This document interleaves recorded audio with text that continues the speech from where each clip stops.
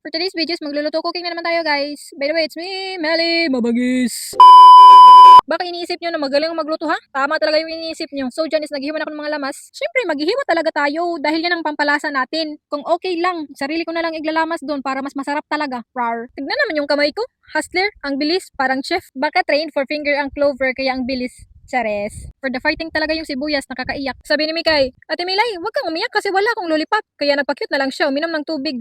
Nakakayak talaga yung buhay kung buhay ka pa, pero kung hindi ka nabuhay, edi hindi ka nabuhay. Buang ka maday. Nilamas-lamas ko na yung chicken, binutnan ko ng asin dahil yung chicken nila dito is malangsa. Pero yung technique talaga dyan, damihan mo lang talaga ng pampalasa para hindi mo malasa yung langsa. Mag-start na tayo magluto, ano pang dugayin natin? Pero before mag-start, amoy-amoy ko muna dyan yung kalan, yung karaha pala. Gi-make sure na malinis yung pagkahugas, pero kahit hindi man, so balyuan natin. Ito, sure na malinis, kaya start na tayo, ano pang dugayin natin? So open na natin yung touchscreen na lutuan. Ito siguro nagpa-inspire sa akin magluto always kasi touchscreen yung lutuan. Uwat lang talaga kasi wala to dun sa amin kaya don't judge the book by its cover. Check na natin kung mainit na ba. So kung mainit naman, lagyan na natin ng used oil. Tapos wag na natin babagalin, ilagyan na natin yung bawang tapos yung umaway sa akin. Tapos haluluin natin, tapos paikot-ikutin gaya ng papaikot sa'yo, tangina mo. Tapos ilagay na rin yung malangsang manok, tapos ako, tsaka pati na rin yung ilok mo. Lagyan na rin ng black pepper tapos sinalo ko na rin yung luya. At dapat hindi natin kalimutan yung pambansang laurel. Tapos takpan at hintayin natin ng 2 buwan. So after 2 months, in English ko lang talaga, lagyan na natin ng coconut oil. Ay, coconut cream pala. So last ingredients natin, lagyan natin ng sili, hindi yung sili na gusto nyo, kundi sili na manghang. For how many years it's done? Ready na to, kainan na.